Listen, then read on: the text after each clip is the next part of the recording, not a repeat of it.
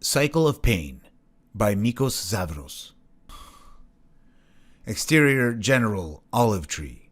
A fruited olive branch waves in the foreground of a house.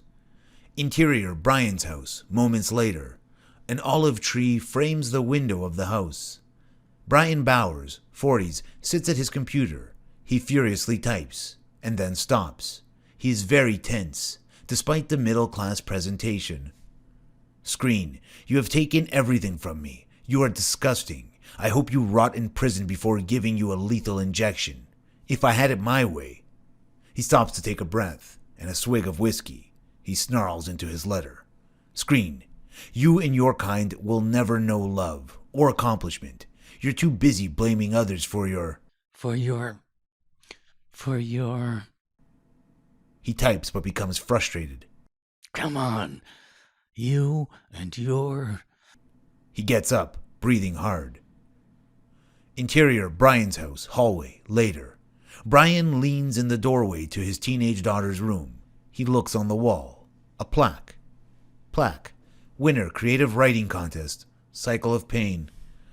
Next to it hangs the paper. In a frame, he takes it down. Interior Brian's house, hallway, moments later. He walks down the hallway, reading her paper. He stops. Oh, Lisa. Such a good heart. A beautiful, sweet, naive heart. He puts Lisa's paper on the dresser. He looks at his watch. Exterior alleyway, night. An old land boat, a 1970s classic, parks. On the other end of the alley, Brian walks toward the car. Side mirror. A blonde, ruddy man looks into the mirror. He's in his 40s, sun-broiled skin. Exterior car, same. Brian walks to the back of the car. The door opens. A rugged Tommy McAllister comes out of the car in a t-shirt and jeans. He eyes Brian. You in the right neighborhood, Holmes. Brian stops. He looks around, nervous. Then he looks to Tommy. No. Fuck no. Tommy slowly walks towards him. He raises his arms out, and they embrace. Good to see you, Brian. You too. Tommy pulls back and steps back at arm's length. You look good. Oh, legit. I try. I guess you still... Freelancing? You know me. Deuce and Chino didn't stop you, huh? What the fuck am I gonna do? He walks towards the back of the car. Brian follows. Get a 9 to 5? I could look into it. Yeah. Tommy puts the keys into the lock. He stops to think. Tommy? Tommy opens the trunk. Trunk. A baseball bat, tire iron, an attaché case, a couple of duffel bags. Tommy opens the duffel bag, pulls out a shotgun. Tommy and Brian. Pump action. One good shot is all you need. No need to aim. No. I need discretion. Better part of... something. He opens up the attaché case. Assorted handguns, one with laser sighting, another, a snub-nosed .38. Yeah, I like that. Revolver. Old standby. How much is that?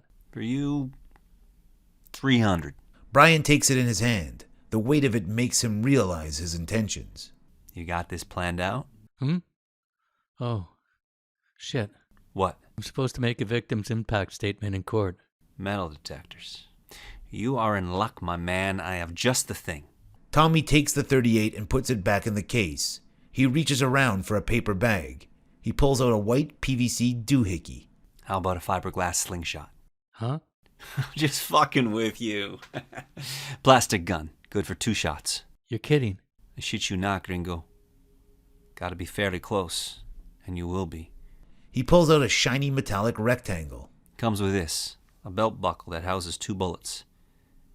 Take off the belt at the security check. Then go to the bathroom to load it. You're ready to rock. Brian takes a long, hard look at the gun. He's lost. Yo. Yeah. I'll take it. Okay. You sure about this? Brian hesitates. Yeah. He, I understand. And I'm sorry, bro. I really am. Lisa was something, but... What? You can't come back from something like this. Maybe you should let the justice system handle this. Justice? He'll be alive, 3 squares. Time outside. That's not justice. The only justice comes from these hands. Tommy nods and hands him the plastic gun. Brian hands him a stuffed envelope. Valor. What? Discretion. The better part of valor. Yeah, right. Interior, Brian's bedroom. Brian puts on his jacket, fixes his shirt. He picks up the paper bag from his dresser, pulls out the plastic gun.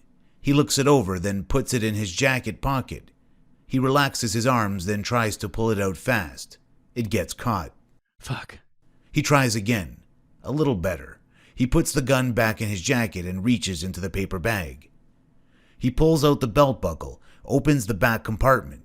2 bullets. He closes it, attaches it to his belt, and loops it through his pants. He looks on his dresser. 2 sets of papers.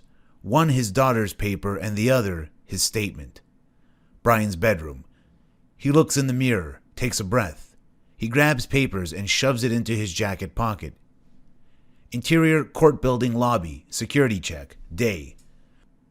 Brian puts his phone and wallet in a bin, pulls out some change. He takes off his belt, winds it up and lays it inside. He watches it as it rolls towards the x-ray machine. Sir?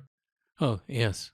The guard, 30s, motions him to walk through the metal detector, which he does.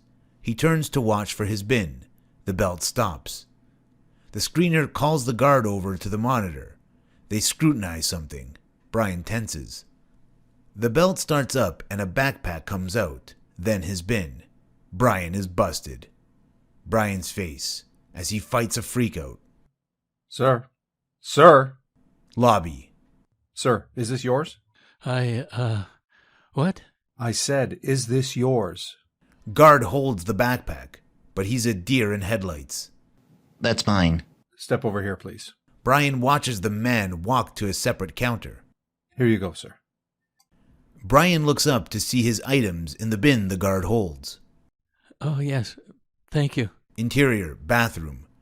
Brian shuts a stall door behind him. He undoes his belt and opens up the compartment in the buckle. He takes out the 2 bullets. He reaches into his jacket and takes out his plastic gun. He pulls open the chamber, exposing 2 slots. He fills them with a bullet each. He snaps it back together. Suddenly, he vomits into the toilet. Interior, courtroom, day. A mid-60s judge presides as Rondelle, 20s, stands with his attorney, being smug. Rondelle Minister, you have been found guilty of murder in the 1st degree. You have not shown any remorse. You will now hear the victim's impact statement before sentencing. The judge nods at Brian. He stands up to the podium. He's within striking distance. Brian takes a deep breath, nervously reaches into his sport jacket pocket. Mr. Bowers? Brian is startled. Take your time. He starts back into his pocket. Brian's hand shakes as it enters the pocket. It rummages. Time slows and the lights go down. Every move made in the courtroom is... Interior courtroom. Brian sneaks a peek around the room, sees a teenage girl. He thinks it's his daughter for a split second. He pulls out his statement. He looks around the courtroom, nervous. He sees the judge, who encourages him with a nod. Brian unfolds the pages. He sees a note in red marker in the corner. Note: A+, very good, Lisa. We must break this cycle of pain to have peace. He freezes. A cough from the audience snaps him to. Sorry. Wrong. Paper. I had these words. Words of hate. Rondelle smirks, looks around. Thought I'd, spit some fire at you. Fire. Beat. I don't know what happened to make you put so much energy into a sociopathic life. Did it make you feel good? Beat. I suppose I was privileged. But it's the nature of privilege to be hidden. You're tough enough to look at me. Rondelle looks, but isn't prepared for the compassion in Brian's eyes. I'm sorry, son. I'm sorry that you didn't have what I had. Parents to lift you up, to tell you what you were really capable of. The love and caring you could give. Rondelle's armor cracks. I wanted to scream at you. Maybe lunge at you. I wanted to... Beat. I can't hold this hate anymore. It'll spill over and hurt someone else. You know, I read this paper she wrote, and I thought, how naive. That's not true. She's very wise.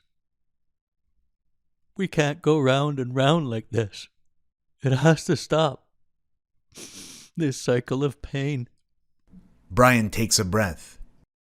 So, in spite of my heartache, the one you caused, this ends now. Rondelle, look at me. I forgive you.